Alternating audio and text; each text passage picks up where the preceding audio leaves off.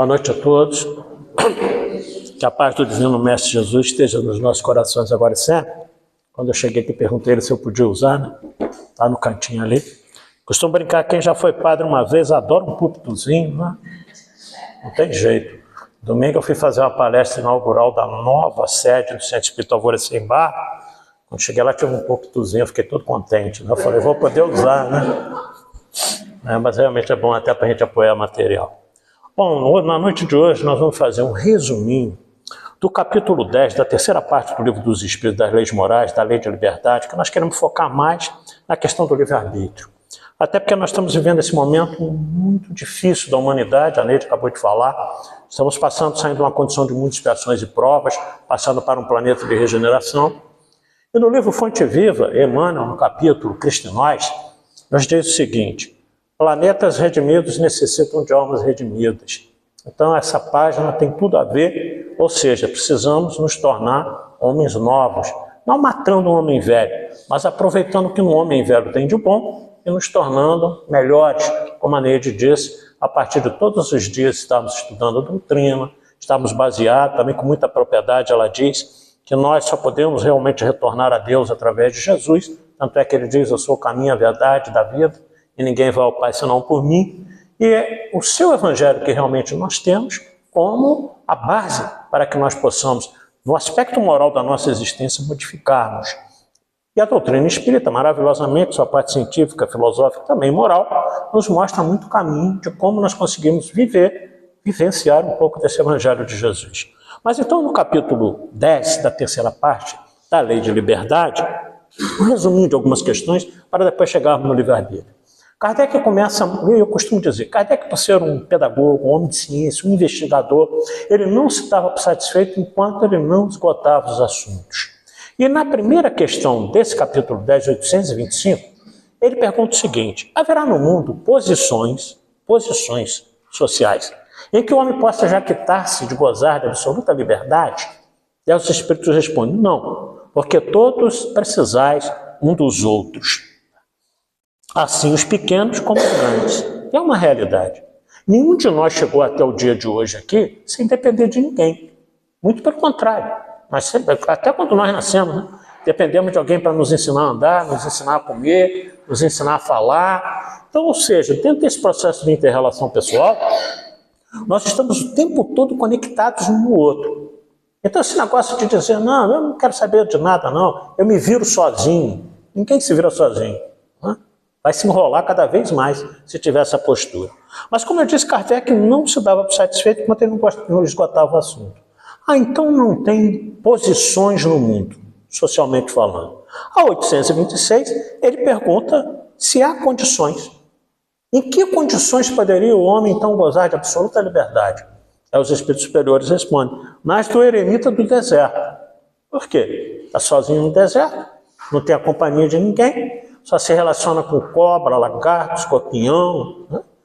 Aqueles abutres lá, não tem ser humano. Eremita, mora sozinho, vive sozinho.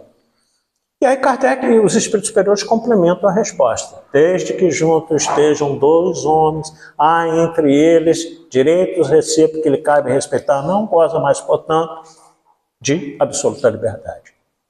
Então não tem jeito, nenhum de nós goza de absoluta liberdade. O que nós temos visto muito nos dias atuais é uma confusão danada em que as pessoas estão utilizando de libertinagem confundida com liberdade. Porque liberdade nos impõe responsabilidade. Liberdade nos impõe que nós observemos se aquilo que nós estamos fazendo é justo ou não. Se não é, nós não devemos fazer. E nós temos liberdade de avaliar isso. E como é que nós podemos definir a justiça? Avançando um pouco mais no Livro dos Espíritos, a gente chega na questão 875. Kardec pergunta, como se pode definir a justiça? É mais um conceito dessa integração interpessoal. Os espíritos respondem, a justiça consiste em cada um respeitar os direitos alheios. Dependendo da tradução que vocês tiverem em casa, que tem aí, Jalak, os direitos dos demais. Ora, então é isso, dever é isso, responsabilidade, direito é isso. Será que nós agimos assim? Será que através da nossa liberdade nós somos justos na acepção da palavra? Ou nós somos justos até o momento em que a justiça não nos prejudique? partir do momento que a justiça nos prejudica, a gente costuma arrumar um atalho, né, para justificar a nossa atitude pela qual nós não queremos ser prejudicados. Então, utilizar a liberdade para ser justo, não importa as consequências daquele ato. Se ele é justo, ele tem que ir adiante. Não importa. Mas muitas vezes, o que eu falei, muitas vezes nós usamos subterfúgio. Eu gosto muito de contar um casinho. O cidadão estava numa estrada, nessas rodovias aí, eu que vivo nas estradas, por causa das palestras, comentava com ele, com o Raimundo, e ele estava atrás de um caminhão muito grande, essas carretas, quem dirige aí sabe disso, e ele era aquela faixa contínua, amarela, faixa contínua, lei de trânsito, é proibido ultrapassar. Mas ele começou a ficar impaciente, como todo brasileiro, né, que está nas estradas. Aí ele começou a fazer aquela assim, né? Dava uma olhadinha, aí não vinha ninguém, ele ultrapassou a carreta. Na faixa contínua é proibido ultrapassar. Lá na frente, uma viatura da Polícia Rodoviária Federal viu a ultrapassagem irregular, fez sinal para ele encostar. Aí virou para ele e falou assim, bom dia. Era de manhã. Os documentos, por favor. Hoje em dia nem precisa mais. Dificilmente eu sou parado nessas polícias rodoviárias, mas há pouco tempo aí eu fui parado nessa aqui de Dorândia, aqui, né, saindo de Volta Redonda. E quando eu ameacei pegar os documentos do carro, o guarda falou assim, não precisa, boa noite. Foi lá atrás, com o celular, deve ter digitado a placa do carro, o carro está todo em dia, a documentação está em dia, está no seu nome, né? Eu falei, meu Deus do céu, daqui a pouco vai ter no celular dele até meu exame de sangue, né? Se continuar assim. Então, você não precisa nem mostrar documento, eles têm tudo, eles têm a informação toda do veículo. Me deu uma boa noite e eu segui viagem. Aí acontece que o policial rodoviário federal disse para ele o seguinte, o senhor por acaso o senhor não viu a faixa contínua? Aí ele disse, a faixa contínua eu vi, eu não vi o senhor. Quer dizer, para ele, se não tivesse o policial rodoviário federal, está tudo certo. Ou seja, ele mudou um artigo do Código de Trânsito Brasileiro, que é a Lei 9.507 de 1997, ele mudou um artigo da lei lá. Ele deve, no artigo dele deve ser assim, faixa contínua, se não tiver policial rodoviário lá na frente, pode ultrapassar. Então esse é o nosso conceito de justiça. Nós toda hora infringimos as leis. E depois queremos criticar os que estão no poder. Fulano é isso, fulano é aquele, é corrupto e tal. Se a gente puder, a gente corrompe o guarda de trânsito. Então, ou seja, precisamos utilizar a nossa lei de liberdade de uma forma mais justa, mais correta, mais ética e, sobretudo, mais moral. Ora, avançando um pouco mais, a questão do pensamento. Kardec realmente era genial, né? Então ele pergunta na questão 833, haverá no homem alguma coisa que escape a todo constrangimento e pelo qual ele goza de absoluta liberdade? No pensamento. Goza o homem de ilimitada liberdade, pois não há como pôr despejo. Não é verdade? Nós podemos pensar o que quisermos. Ninguém sabe o que nós estamos pensando. Ninguém encarnado. Ninguém encarnado. Mas toda vez que a gente pensa, a gente materializa. Principalmente no nosso perispírito. E as espíritos conseguem ver o que nós estamos pensando. A gente não vê o guarda, né? Não é? O guarda espiritual está do lado. Não é? Por isso que Paulo, em Hebreus, fala, há uma nuvem de testemunhos à nossa volta. Porque realmente nós estamos, como ela falou, como ele falou, os espíritos estão aqui. Quem não tem evidência, obviamente, não. Né? E como ela disse também, tem espírita que morre de medo de espírito. É um troço impressionante. Eu estou com um amigo lá no centro, você até conhece, eu não vou dizer o nome, questão de ética. Ele fala assim, não, mas olha, eu não quero ver nada não. Eu falei, mas isso não depende de mim não. Depende da sua mediunidade, né? E aí eu sou muito brincalhão, tenho muita liberdade com ele. Falei assim, olha, você tem tanto medo dos espíritos, que eu sou tão teu amigo, eu gosto tanto de você, que se eu desencarnar antes de você, você vai ser a primeira pessoa para a qual eu vou aparecer. Ele falou, pelo amor de Deus, aparece seus parentes lá, familiar, para mim não. Então eu acho engraçado isso. A gente pode ter medo de espíritos, nós somos espíritos. Estamos na matéria, vamos ficar fora da matéria. Então, no pensamento, goza o homem de absoluta liberdade, que não tem como pôr espeias, beleza? Tem pessoas que têm até um donzinho de, mais ou menos, ler o pensamento. Vou confessar uma coisa para vocês aqui. Quando eu era adolescente, já faz algum tempo, né? Lá na minha terra, Paraíba do Sul, 15, 16 anos, eu tinha uma namoradinha. E um dia, namorando ela, eu falei assim, por que você está pensando isso? Ela falou, o quê? Eu li o pensamento dela, ipsis literis. Não preciso dizer que o namoro não durou muito tempo. Não é? Quem quer ter alguém do seu lado que sabe o que você está pensando? Não é? Graças a Deus, com o tempo foi passando, eu nem quis mais ter isso, mas eu tinha um pouquinho dessa capacidade de analisar. Imagina, né, os casados, os noivos, namorados, o outro saber o que o outro está pensando, não tem relação que dura muito tempo. Vai acabar tudo, né? Ou boa parte delas. Ou seja, então tem pessoas que têm esse dom, mas na quase totalidade não. Aí Kardec pergunta na seguinte, é responsável o homem pelo seu pensamento? Resposta dos espíritos, perante Deus é. Somente Deus, sendo possível conhecê-lo, ele o condena ou absolve segundo a sua justiça. Então não tem jeito, Deus conhece todos os nossos pensamentos. Através desses espíritos superiores, os nossos mentores, anjo da guarda, o nome que vocês quiserem dar, eles não se importam com isso. Mas então não tem como esconder, embora a gente ache que tem pensamentos nossos, não é? Que às vezes a gente quer esconder até da gente mesmo, não é verdade? Agora que a gente pensa umas coisas que falam, meu Deus do céu, como a Nídia disse. Eu não estou tão novo assim como eu gostaria, eu ainda estou pensando essas coisas, tantos anos dentro da doutrina, que eu não deveria mais. Mas não podemos nunca nos esquecer que, como ela disse também, é uma estrada, eu gosto de pegar carona nas páginas, é uma estrada muito longa ainda a caminhar, nós estamos caminhando, já mudamos bastante. Desde quando nos tornamos espíritos, eu conheço ela há muitos anos, sei que desde quando ela entrou no Estando a Verdade, para hoje a Neide é outra pessoa. A Neide é perfeita? Não, senão não estaria mais aqui. Né? Desde quando eu entrei na EDAC, a minha situação é muito semelhante à sua, mas só que diferente, que quem passava mal era eu. No belo dia um amigo meu me levou num terreiro de Umbanda, eu não conhecia nada, eu só lia livros esotéricos naquela época. Meu pai desencarnou, eu tinha 9 para 10 anos, aí fomos achar em casa vários livros dele, Bhagavad Gita, né, budismo, então, quando jovem eu lia livros esotéricos. Espiritismo eu não conhecia nada. Aí um belo dia lá, me levaram ao terreiro para conversar com o guia, eu não lembro nenhum nome, ele falou assim, olha, o seu lugar não é aqui não, o seu lugar é naquele centro da mesa branca. Eu falei, meu Deus, agora tem que arrumar um centro da mesa branca, né? Como é que é isso?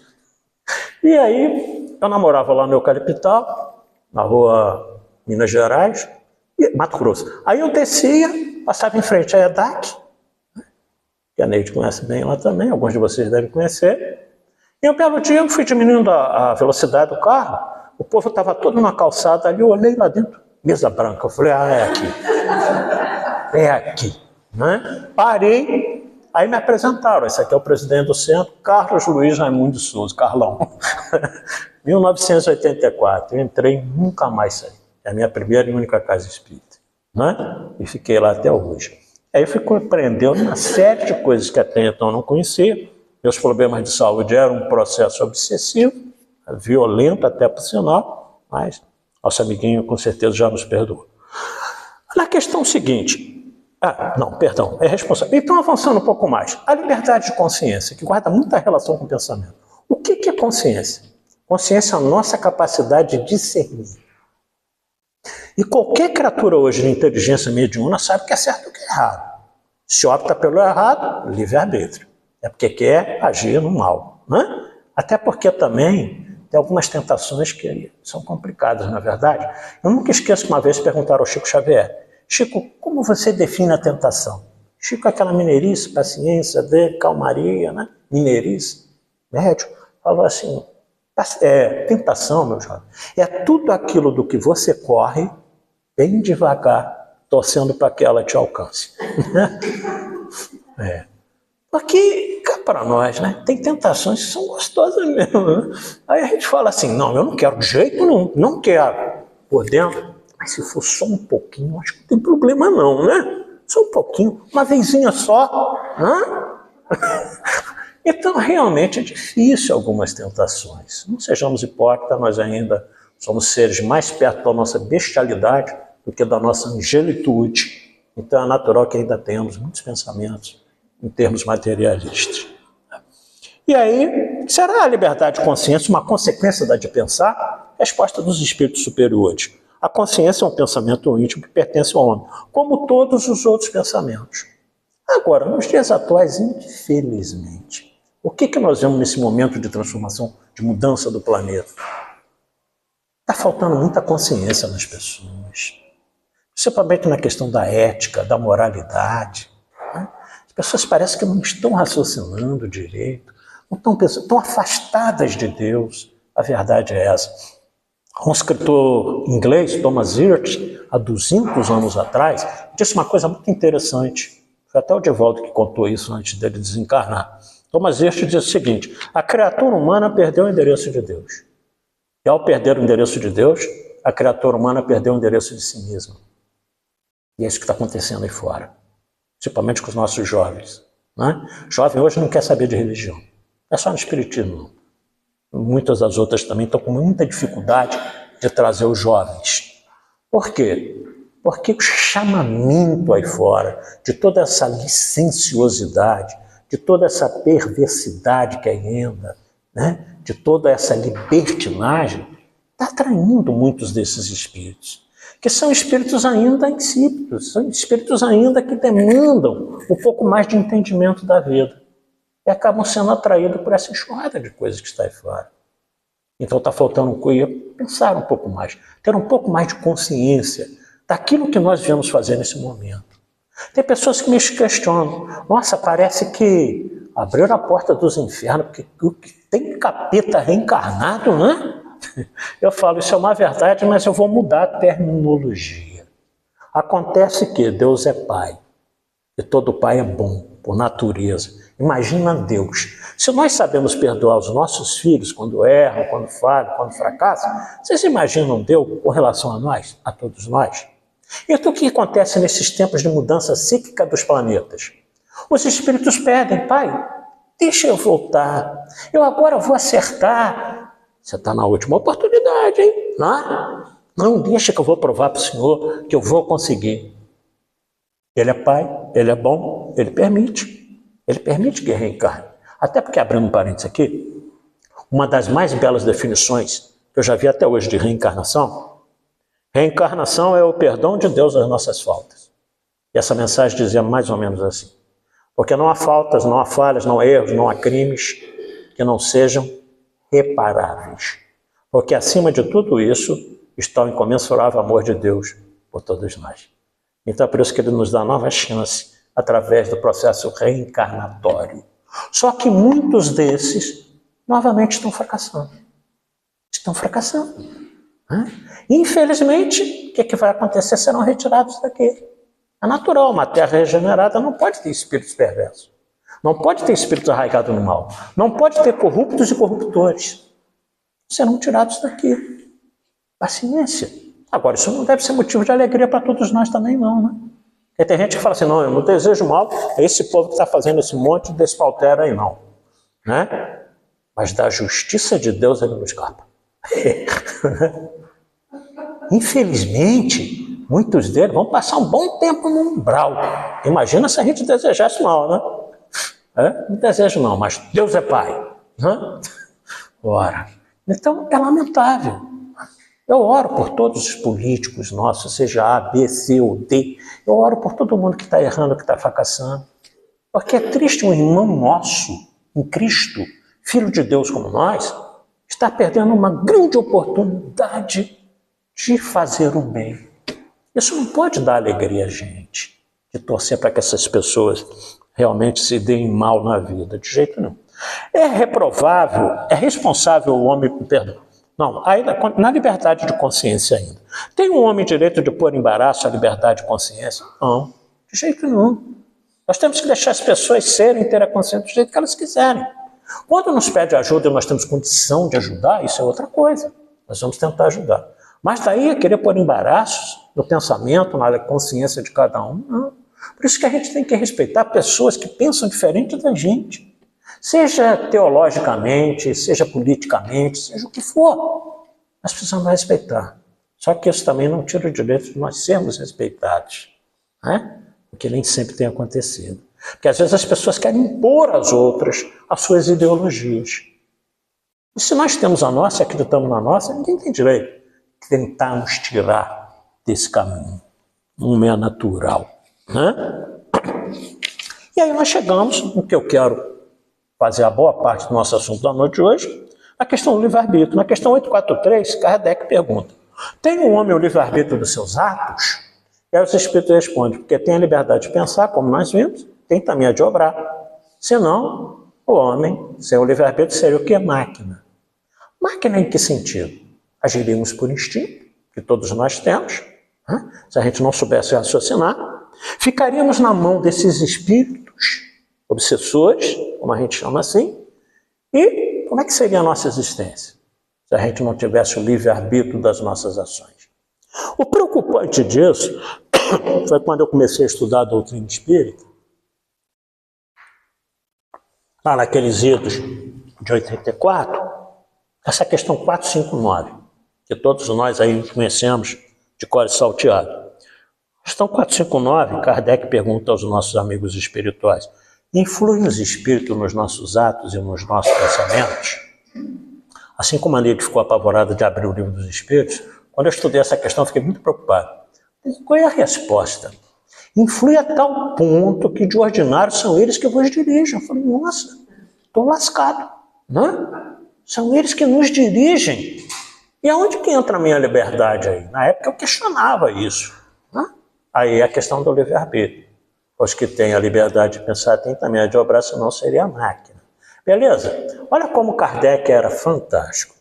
Se eles influem nos nossos atos, a tal ponto que são eles que nos dirigem, Kardec avança na questão 525 e pergunta: se eles influem nos acontecimentos da vida, não mais só nos nossos atos, né, nos nossos pensamentos, mas nas coisas que nos acontecem, qual é a resposta? Certamente, vírgula, pois que vos aconselham. Beleza, eles nos aconselham, uns para o mal, outros para o bem. Quem é que vai optar por seguir o conselho A ou B? Nós. Por isso que nós temos a livre-arbítrio, que nós vamos poder optar o que nós queremos para a nossa existência. Se nós estamos aqui numa noite fria, de quarta-feira à noite, no Irmã Cárita estudando um pouco dessa doutrina maravilhosa, com certeza nós optamos por o novo, por o diferente daquilo que nós éramos tempos atrás. Eu que me conheço posso falar de cadeira. Muita coisa ainda eu preciso corrigir. Mas, nossa mãe, quem era eu antes, quem era sou eu hoje, né? Nem se compara. Então, do livre-arbítrio goza o homem desde o seu nascimento? Não. Por quê? A liberdade de agir desde que haja vontade de fazê-lo. Quando nós nascemos, nós temos. Aqui eu quero fazer uma analogia em comparação com a Bíblia, com a Gênesis, tá? De Moisés. Porque quando Moisés coloca a figura lá do Adão e Eva, a gente sabe que Adão e Eva não foram os primeiros homens aqui na Terra, até porque data de 4.000 anos antes do Cristo. Nós temos a civilização hindu, egípcia, chinesa, mais de 10.000 anos. Homens já existiam aqui na face da Terra. Mas, gente, é uma simbologia. Não é que esteja errado, não. Porque quando Deus diz que Adão e Eva perderam o direito de permanecer no paraíso, o que isso quer dizer? É aquele momento em que nós, seres humanos, começamos a utilizar do raciocínio. Não precisávamos mais ser tutelados por Deus o tempo todo. Porque a mitologia aí quer dizer, Deus criou Adão, depois criou Eva, botou no jardim do Éden e disse: olha, pode comer de tudo que tem aqui, menos da árvore do conhecimento. Aí avacalharam a macieira, né? Que botaram que era a maçã. E aí a serpente foi lá, falou para Eva: pode comer, com a maçã na boca.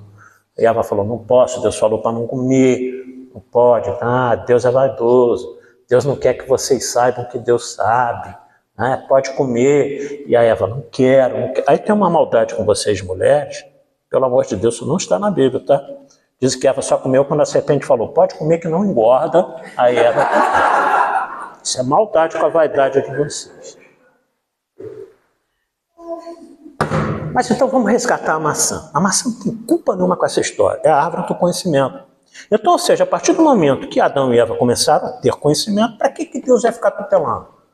Aí o que Deus faz? Agora pode tirar essa folhinha de uva aí de parreira, que isso está ridículo, vai arrumar roupa, vai fazer roupa de pele, de animal, vai caçar. Vocês agora, ó, né? Caminha. Eu vou ajudar, mas caminha sozinho. Então essa é a simbologia da nossa evolução, da hora que nós saímos daquele estágio tutelar. Acontece como ele diz aqui. Então, nas primeiras fases da vida, quase nula a nossa liberdade. Não é verdade? Os mais antigos aí, a gente nascia na casa da mãe, na própria mãe ou dos avós, né? Agora tudo é maternidade, eu não sei o quê. Já notaram? A minha época, assim, tirava a criança do ventre da mãe, o médico ou a parteira, dava uma palmada, lá em casa todo mundo nasceu com parteira. Oi? Hã? É? Ah, é? Dava uma palmadinha para chorar. Vai médico hoje na maternidade dar uma palmada. Os pais sabem processo médico por agressão ao filho recém-nascido, né? Oi? Não, não pode bater mais, não. Não é que ficar sacudindo. Chora, a ver se você está vivo. Já nasce com o olho aberto, né? Esse politicamente correto tem hora que está complicado. Mas isso é outro assunto. Aí o que acontece? Por que a gente chora quando nasce, gente? Eu meditei nisso durante muito tempo. Sabe por que a gente chora quando a gente nasce? Eu falo assim, meu Deus, vai começar tudo de novo, né? Vou ter que aprender a andar, vou ter que aprender a comer, vou ter que aprender a falar, vou passar pelo ensino fundamental inteiro, o ensino médio, depois uma faculdade, quem sabe? Vou ter que arrumar uma companhia, vou casar, meu Deus, não é? Aí vem os filhos, depois que tem filho, meu amigo, aí acaba mesmo, né? O seu sossego. Meu filho mais velho está com 38, vai fazer 39 anos, viajou, meu filho tem que me avisar quando chega, né? Aí está aqui sem dormir, preocupado. Então, ou seja, eu acho que a gente chora por causa disso, né? Vou ter que trabalhar tudo de novo, né? Já estou aposentado, né? Vou ter que voltar a trabalhar. Aqui, a inteligência artificial já achou outra coisa, né? Não sei se você já viu nas redes sociais, tem o bebê que ele nasce, começa a chorar. Ele nasceu pobre de isso. Eu vi esses dias. Ele acorda e fala, no hospital público, nasci pobre de novo. Ainda tem essa agonia. Ou seja, e aí, rapidamente também, por causa do nosso tempo, a questão da fatalidade. Haverá fatalidade nos acontecimentos da vida, conforme o sentido que se dá a este vocábulo? Quer dizer, todos os acontecimentos são pré-determinados? Óbvio que não. O que os espíritos dizem? A fatalidade existe unicamente na escolha das provas que o espírito fez quando estava no mundo espiritual. Onde está isso? A questão 258 do Livro dos Espíritos. Quando na erraticidade, antes de começar a nova existência corporal, tem o espírito consciência e previsão do que lhe sucederá no curso da vida terrena, olha o livre-arbítrio aí. Qual é a resposta? Claro, na quase totalidade. Tem espíritos que não têm condição de escolher. Então o mundo espiritual direciona a nova existência, a nova encarnação. Mas na grande maioria, ele próprio escolhe os gêneros de provas, porque há de passar. Nisso consiste o quê? Seu livre-arbítrio. Então nós estamos no mundo espiritual, escolhemos o gênero de prova. Nós escolhemos os pormenores da existência. Isso aí é por nossa conta. É da maneira como nós agimos. E quais são as 4 coisas básicas que a gente escolhe quando a gente está no mundo espiritual? O berço, onde nós vamos nascer. E aí quando a gente é jovenzinho, está chateado com papai e mamãe, a gente costuma dizer, eu não pedi para nascer aqui. Não pediu não, implorou para nascer naquela família, com aquele pai e com aquela mãe. É uma verdade. Eu já falei isso também quando era pequeno. Oi? Eu já falei isso quando tinha 10 anos. Eu também. Isso está no capítulo 14 do Evangelho segundo o Espiritismo, né? E está também no que é o Espiritismo, capítulo 3. Qual é a outra coisa que a gente escolhe quando a gente está no mundo espiritual? Vocês podem não acreditar não, tá, gente? Mas fica bravo com os espíritos amigos aí. O casamento. Por isso que eu falei, vocês podem não acreditar não. A gente escolhe o casamento. É claro que chega aqui, às vezes, por uma série de coisas, a gente desvia daquele caminho, escolhe outro parceiro, outra parceira, outra situação. Martins Peralva, no livro Estudando a Mediunidade, capítulo 18, Espiritismo e Lar, faz um estudo aprofundado dos tipos de casamento aqui na Terra, e ele conclui que a grande maioria dos nossos casamentos são provacionais. Um deve ao outro e o outro deve a um. Por isso casar é muito fácil, difícil é continuar casado. Porque depois que a gente casa, todas aquelas querelas das vidas anteriores aparecem. Os espíritos são terríveis. Eles nos levam até o matrimônio. Até ali eles... Por quê? É a fase que eles chamam do doce encantamento. Você está namorando, não é verdade? Fala assim, eu gosto disso. O outro fala, eu adoro. Mesmo que deteste. Não é porque você não quer perder a namorada ou um namorado. Depois que você casa... mas peraí, você não gostava? Não. Gostava nada. Eu queria casar com você, então tudo que você falasse eu ia concordar. Não faz isso não, porque eu não gosto não, detesto isso. Então o casamento, na quase totalidade da aprovação, quando a gente entende isso, fica mais fácil de conviver. Agora, isso não quer dizer também que vai conseguir levar até o final. Tanto é que a doutrina espírita nos fala, um capítulo com muita propriedade de casamento e divórcio. A gente não pode obrigar ninguém a permanecer junto da gente se a pessoa não deseja mais. Joana de Anjos, inclusive, no livro SOS Família, ela diz com muita propriedade, não é o tema da noite de hoje, tá? Se alguém não deseja mais caminhar contigo, não te tornes em algema ou prisão. Ponto. E a outra coisa que a gente escolhe é a profissão, o gênero de profissão. Questão 270 do Livro dos Espíritos. Você não escolhe assim, eu vou ser médico, eu vou ser matemático, eu vou ser engenheiro civil, não. Você escolhe a área que você quer trabalhar. Área de humanas, área de exatos. Também não quer dizer que chega aqui você vai conseguir. É por isso que várias obras, né, nos falam disso. Você vê o que a pessoa queria ser no final de semana. Ele formou em medicina porque o vovô era médico, o papai era médico, o tio era médico, não era médico. No final de semana ele desmonta o carro dele inteiro e remonta. Ele queria ser mecânico. Mas conduziram ele para a medicina. Né? Ele queria ser comerciante. Obrigaram ele a ser médico, aí ele se torna o quê? Um médico comerciante. O doutor está passando mal ali. Tem plano de saúde? Se não tem, eu não atendo não. Se não tiver dinheiro para pagar, tem dinheiro para pagar a consulta? Não tem. Não posso fazer nada. Então nós sabemos, todas as profissões são assim. E finalmente o gênero de morte. Tá? A gente escolhe qual o gênero de morte pelo qual nós queremos desencarnar. Com exceção do suicídio. Com exceção do suicídio, que é uma aberração às leis de Deus, nós escolhemos o gênero de morte pelo qual a gente quer passar. Então isso consiste em que, olha que bênção de Deus no nosso livre-arbítrio. Eu quero desencarnar em função do que eu fiz no passado, os espíritos mostram, eu quero desencarnar de câncer. E todo mundo corre dessa doença. Todo mundo corre dessa doença. Mas eu acompanhei meu querido amigo, irmão Manuel Coelho, 40 dias internado no hospital regional. Eu ia a cada 2, 3 dias visitar o Manuel. E eu vi o Manel definhando. Né? E o Manel teve tempo de despedir de todos nós. Amigos, familiares, parentes, veio o pessoal de conservatório, de Pinheiral. Conversando com o pessoal do hospital, o pessoal disse, o Manuel Coelho foi o paciente mais visitado, talvez, da história do hospital regional. Porque a gente chegava lá, tinha 4, 5, 6 pessoas para subir. Né? Eu esperava pacientemente. Todos os dias eu consegui subir, nem que fosse 5 minutos para falar com ele. Então, ou seja, né? E ele chegou a falar comigo lá, quando ele estava bem pior, falou assim, Nobre, como é que está o conservatório? Piorar, preocupado. Eu falei, cara, está tudo correndo da melhor maneira possível. Uma semana depois desencarna o Zé Carlos, a irmã Clara. Também com câncer, começou na próstata também. Então, ou seja, são escolhas. E a última vez que eu fui falar na irmã Clara, ele dirigiu a minha palestra, estava com muita dificuldade. Eu falei, cara, como é que você está? Estou bem, não. Estamos indo. Até comentava com o Raimundo, né? Aí um amigo espirituoso, né? Me escreveu depois que os dois desencarnaram. Robinson, ó, em uma semana desencarnou 2 presidentes espirituais do seu olho. Eu falei, eu vou abrir meu olho como?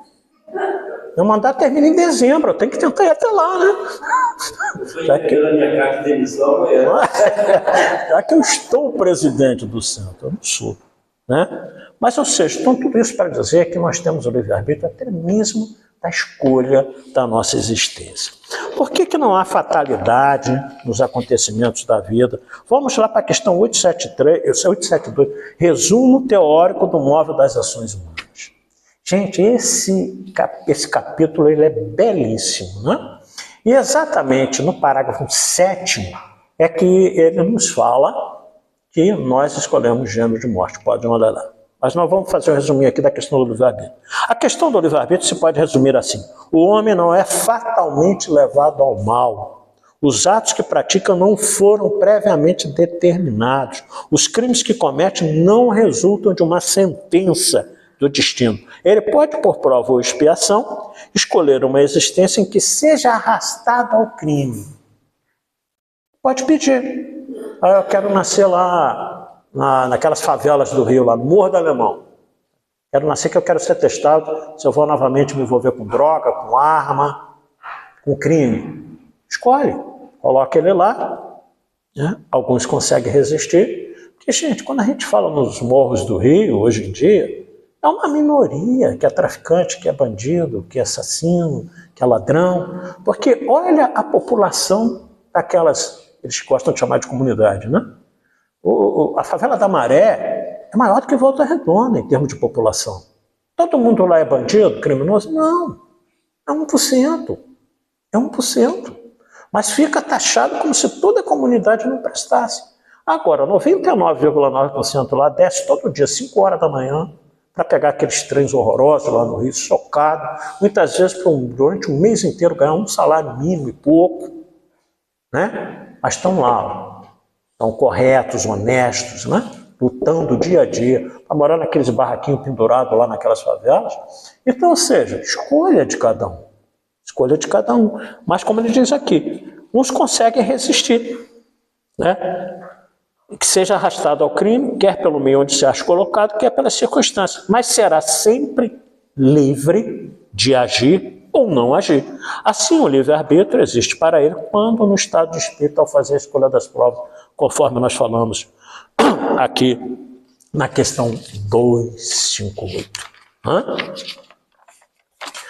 Tem um livro muito interessante, chamado Cartas e Crônicas, que acredito que muitos de vocês já leram, Irmão X, psicografia de Franciscano Xavier, capítulo 7, chamado Consciência e Espírito, nos narra que Allan Kardec, codificador, um dia teve ciência de um sonho de Lutero, Martinho Lutero, né, que criou o protestantismo, junto com João Calvino. Martinho Lutero, uma noite, sonhou que estava no paraíso. Ou seja, provavelmente foi levado a um lugar bonito, nas esferas superiores, ficou fascinado. Kardec tomou consciência desse sonho de Lutero. E um belo dia Kardec adormeceu, né? E durante o repouso viu-se fora do seu corpo também. E foi levado para uma entidade que ele não soube identificar, só sabia que era uma entidade superior. Foi levado também aos planos mais sublimes, transportando ele. E de repente começou a entrar numa região nevoenta, onde haviam gemidos de milhares de entidades em sofrimento estarrecedor. E aí o que aconteceu? Kardec perguntou, fazendo um resumo. Ele perguntou, esses aí são os tiranos da história que estão nessa situação? Jazem aqui os crucificadores de Jesus? A entidade disse para ele o seguinte, nenhum deles estão aqui. Conquanto responsáveis desconheciam a essência do mal que praticavam. Tem muita gente que erra por ignorância. Ignorância é falta de conhecimento das suas atitudes, das suas ações. Mas também não se utiliza do livre-arbítrio para se instruir, para crescer, como ela disse na página. Para fazer tudo novo agora. Então nem aí.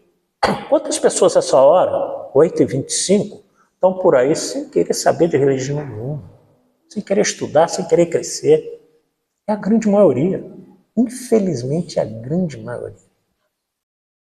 Se nossa casa aqui estaria lotada, precisava de mais um andar, as igrejas estariam saturadas. Então, lembra quando a gente vê uma igreja cheia lá, igreja católica lá, está com 300, 400 pessoas, tudo bem. Quantos moradores naquele bairro? Milhares. Onde estão os outros? Onde estão os outros? Por acaso estariam aí os imperadores romanos? Perguntou Kardec. De certo padecerão nesse sítio aqueles mesmos suplícios que impuseram à humanidade. Resposta do amigo espiritual, nada disso. Homens da categoria de Tibério, Calígula, não possuem a mínima noção de espiritualidade. Então não estão aqui não. Estou fazendo um resumo mesmo, né? Acaso andarão presos nesses vales sombrios os algozes dos cristãos dos primeiros séculos do cristianismo? De modo nenhum, replicou o lúcido acompanhante. Os carrascos dos seguidores de Jesus nos dias apostólicos eram homens e mulheres quase selvagens. Quase selvagens. Não tinha instrução nenhuma de nada de religião. O codificador então pensou nos conquistadores da antiguidade, como Aníbal, Gengis Khan, Tamerlão. Foi inquirindo. Não vagueiam por aqui os guerreiros que recordas. Eles nada sabiam das realidades do espírito. Então dize-me, rogou Kardec emocionado, que sofredores são esses cujos gemidos e imprecações me cortam a alma? Resposta do amigo espiritual orientador. Temos junto de nós os que estavam no mundo plenamente educado quanto aos imperativos do bem e da verdade e que fugiram deliberadamente da verdade e do bem. Especialmente os cristãos infiéis de todas as épocas. Lembra qual o comentário do João, acho que foi você com ela, né? Quando ela fez a pergunta? Então não adianta só conhecê-la, ela respondeu. Foi você que disse, né? Preciso viver o Evangelho de Jesus. Esses aqui conheciam. Eram eles exatamente os que estavam lá sofrendo no mundo espiritual. Ao exame dos... Chocado com a inesperada observação, Kardec retornou ao corpo. De manhã cedo acordou. Qual foi a primeira coisa que ele fez? Escreveu a questão 642 do Livro dos Espíritos. O que diz a questão 642 do Livro dos Espíritos? Para agradar a Deus e assegurar sua posição futura, bastará que o homem não pratique o mal? Era essa a pergunta. Resposta dos Espíritos. Não, compele fazer o bem no limite das suas forças, porquanto responderá por todo o mal que não haja resultado de não haver praticado o bem. Mais uma vez, comentário de vocês da página, não basta conhecer. A gente tem que fazer, tem que empreender, tem que ter ação no bem. Não basta saber que é bom fazer a caridade. Inclusive, essa casa tem uma responsabilidade danada, né? O nome de Caritas, né? Ou seja, não basta só saber. É preciso operacionalizar isso. Né? E visitar alguém doente, nossos irmãos presos, visitar quem realmente está necessitando, levar um mantimento, mas não levar uma vez só, não. Pessoas que levam uma cesta básica nunca mais voltam. A família já deve ter desencarnado há muito tempo, né? Se depender só de uma cesta básica a vida inteira. Então eu costumo dizer que a caridade ela tem hora para começar, mas nunca para acabar. Né? A gente tem que ter esse mente.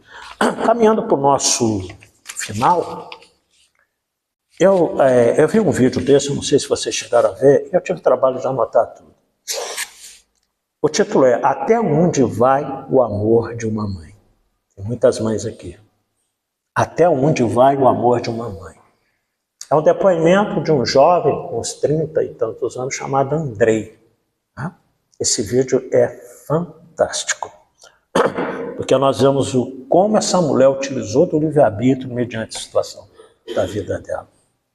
Minha mãe foi violentada sexualmente. Ele dá esse depoimento numa roda de entrevistas lá. E da violência ela engravidou. E decidiu não, porque ela nunca teve dúvida sobre isso.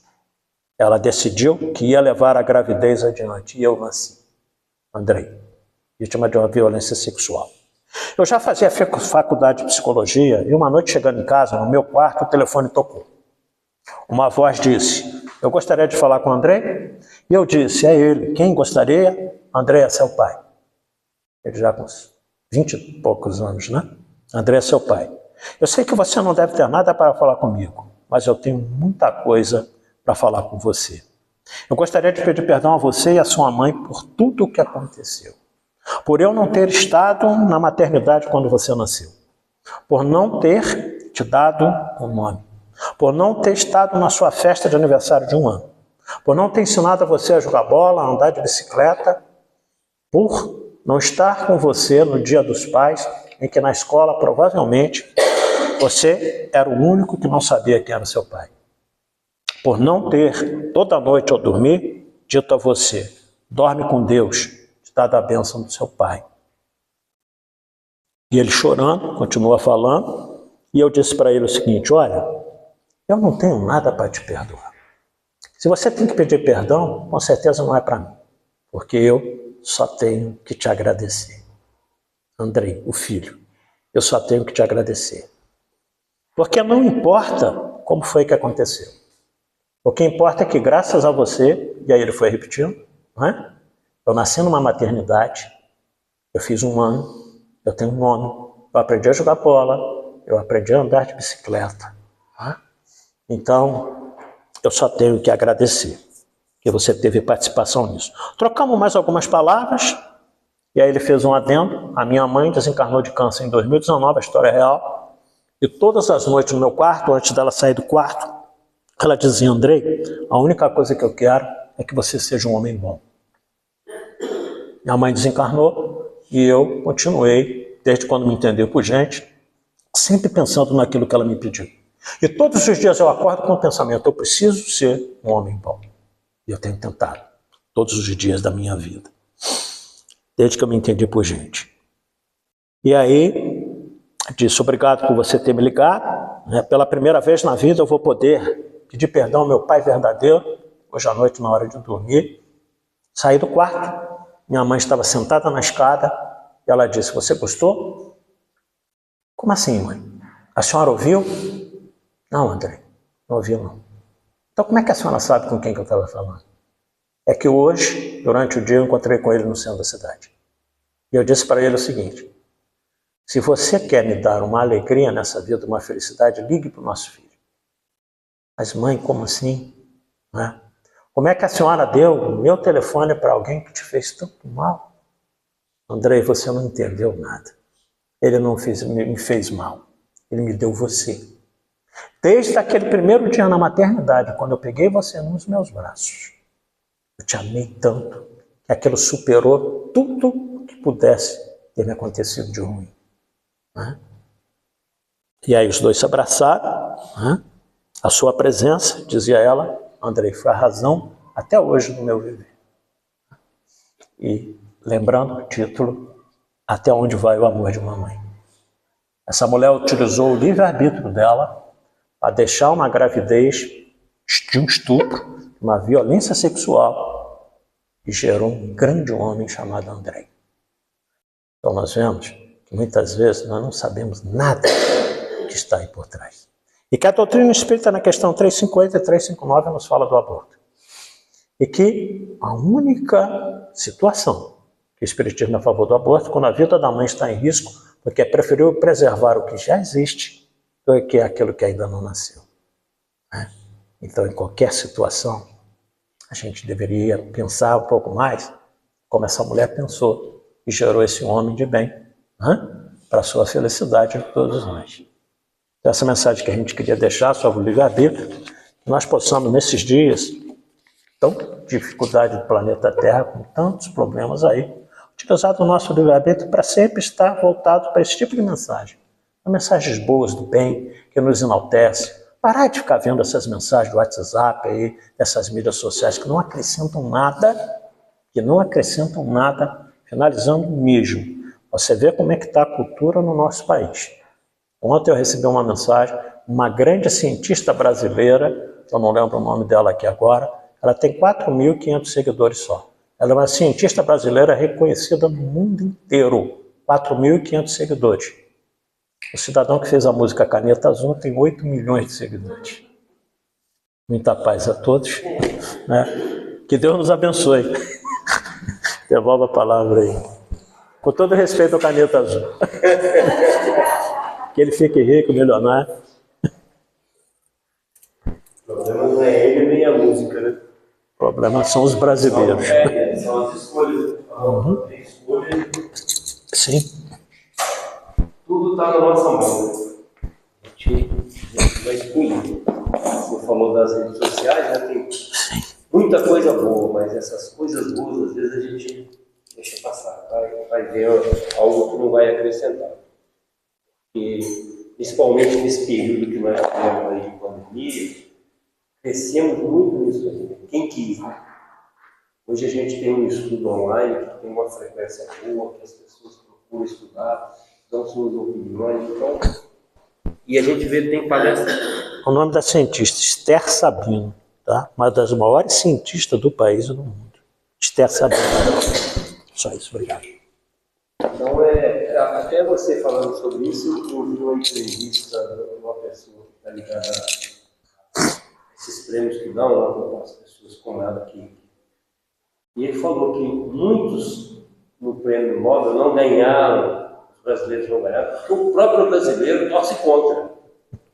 É impressionante. como você não chega, você não quer que o outro chegue, né? Então você tem que diminuir para ficar igualado. Mas foi muito bom, né, que a gente possa refletir. E você vê que o Robinson trouxe uma palestra, a gente nunca sabe o que ele vai trazer, né, como o Wilson faz. Você vê como que casou, né, a página que a Lei falou. Nada é por acaso. O estudo que ele trouxe, quer dizer. A gente terminou a semana passada esse capítulo do sistema. Ah, é? Ó. Eu tô casada. É. Nada é por acaso, né? Não. A gente está cansado de falar isso, mas ainda não aprendemos. Então é que a gente possa meditar, né, sobre o estudo da noite, possa procurar, né, mudar. O mínimo que a gente conseguir mudar já é um passinho para frente. E que a gente possa, com essa nossa mudança, transformar outras pessoas, que é um intuito, como o Rodrigo falou, nós nascemos para termos pessoas ao nosso lado. E não é por acaso. Nós temos para que a gente consiga ajudar um ao outro. Quando um é bom em matemática, o outro é bom em física, o outro é bom em português, e a gente vai melhorando um ao outro, dando as mãos. Então, que Jesus possa nos abençoar, que tenhamos uma noite tranquila, de reflexões boas, com bons acompanhamentos, né? Que sejamos úteis ao plano espiritual nesse momento que a gente se separa do corpo por alguns instantes. Que Jesus nos abençoe e que nós procuramos essa bênção a todos os instantes da nossa vida.